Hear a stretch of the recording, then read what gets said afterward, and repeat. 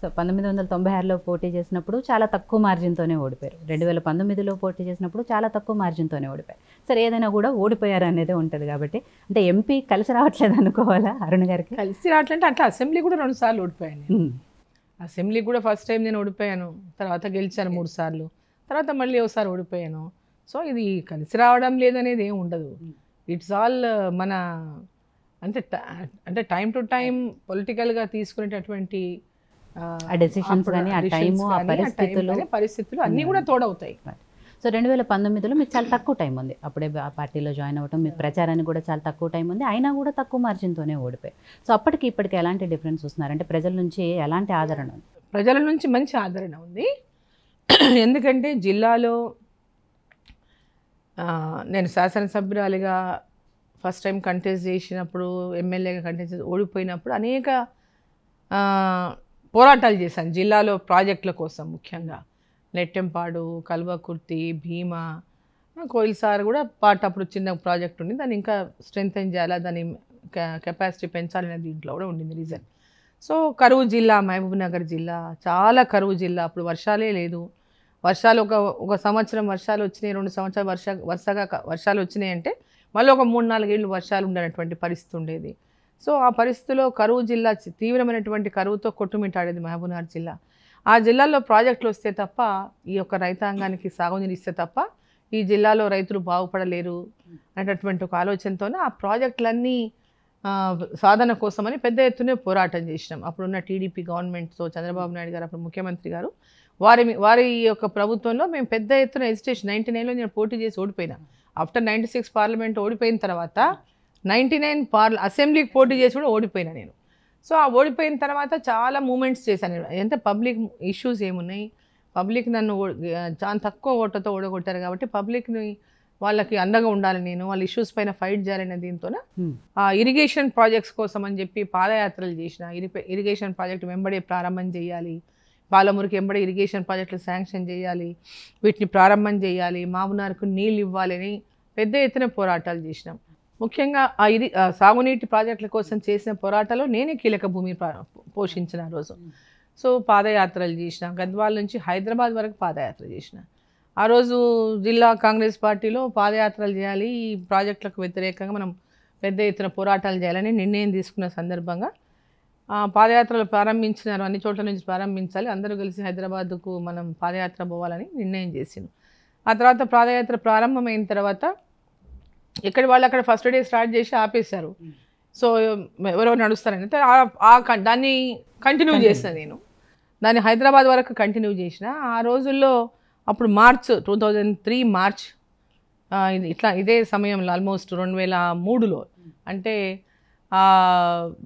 అప్పుడు ఇంత పెద్ద సోషల్ మీడియా లేదు, మీడియా లేదు, ఇంత పెద్ద ఇదే సరే ఛానల్స్ ఉన్నాయి బట్ నాట్ ఇంతగా లేవు. ఆ రోజు పత్రికలు, పేపర్ల న్యూస్ చూసుకున్న తర్వాతనే పత్రికల్లో ఇప్పుడు అయిన వార్త గంటలో తెలిసేది కాదు, ఈరోజు అయిన వార్త రేపు తెలిసేది. సో అటువంటి పరిస్థితుల్లో కూడా ఆ యాత్రలో పెద్ద ఎత్తున రైతులు పాల్గొన్నారు, పెద్ద ఎత్తున మహిళలు పాల్గొన్నారు. హైదరాబాద్ వరకు యాత్ర చేశాం. ఎక్కడికక్కడ రోడ్డు మీదనే నిద్రించుకుంటూ పోయినాం, రోడ్డు మీదనే భోజనాలు, రోడ్డు మీదనే టిఫిన్లు. సో అక్కడ ఎవరైనా దారిలో ఏదైనా ఇల్లు ఉంటే వాళ్ళ ఇంట్లో పడుకోవడము, మళ్ళీ ప్రయాణం చేయడం అట్లానే నడిచింది. సో ఆ పాదయాత్ర చేసిన తర్వాత మళ్ళీ నెక్స్ట్ నిరాహార దీక్ష చేశాము.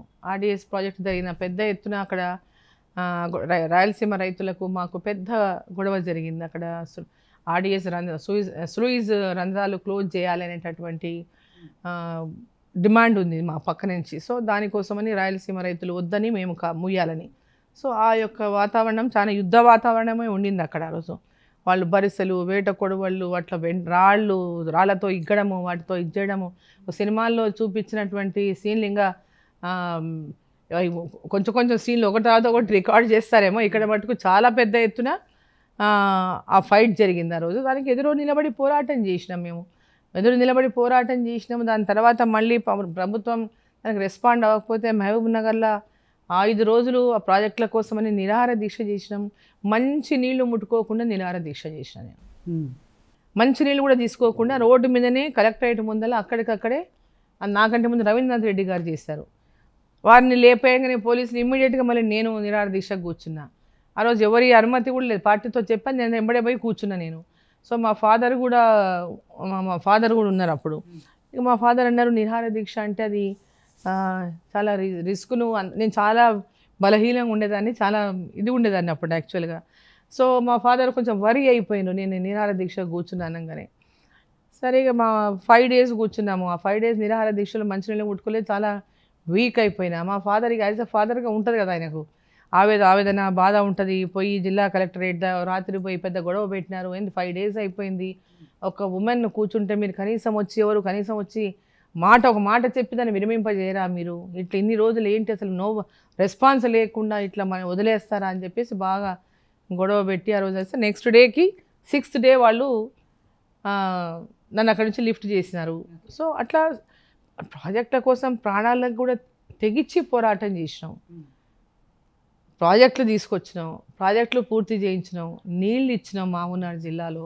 ఎడ్యుకేషన్ పరంగా కానీ, విద్య కానీ, వైద్యం కానీ, ఇన్ఫ్రాస్ట్రక్చర్ కానీ, స్కూల్స్ కానీ, కాలేజెస్ కానీ, రోడ్స్ కానీ, విలేజ్ డెవలప్మెంట్, ఇట్లా ప్రతి ఒక్క ఎలక్ట్రిసిటీ, ముఖ్యంగా ఎలక్ట్రిసిటీ కరెంట్ పెద్ద లో వోల్టేజ్ సమస్య ఉండేది అప్పుడు. ప్రతి ఒక్క రైతు లో వోల్టేజ్ సమస్యతో బాధపడేవాడు అప్పుడు, సఫర్ అయ్యేటోళ్ళు. ఆ టైంలో పెద్ద ఎత్తున ట్రాన్స్ఫార్మర్లు ఇప్పియడం కానీ, కొత్త సబ్స్టేషన్లు కట్టియడం కానీ.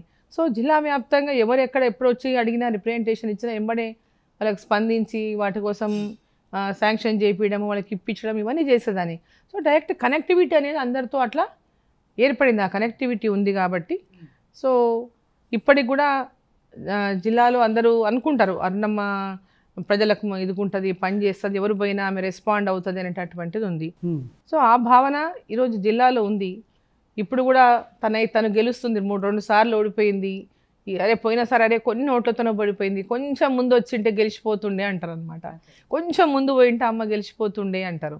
సో ఈసారి ఎట్లయినా గెలవాలి, ఆమె గెలిపియాలి అందరం అనేటటువంటిది వారి లోపల కూడా ఆ ఫీలింగ్ వచ్చింది. అంటే వాళ్ళు ఏ పార్టీలో ఉన్నటువంటి వాళ్ళైనా.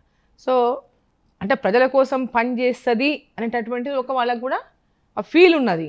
సో చెయ్యాలి ఇటువంటి వాళ్ళు, ప్రజల కోసం పనిచేసే వాళ్ళు ఉండాలి అనేటటువంటి ఒక ఆలోచన కూడా జిల్లాలో ఉన్నటువంటి వాళ్ళు, ఏ పార్టీలో ఉన్నటువంటి వాళ్ళైనా వాళ్ళకు నాయకులకు కూడా ఆలోచన ఉంది, పబ్లిక్ కూడా ఆలోచన ఉంది. సో ప్రజలకు కూడా ఆలోచన ఉంది.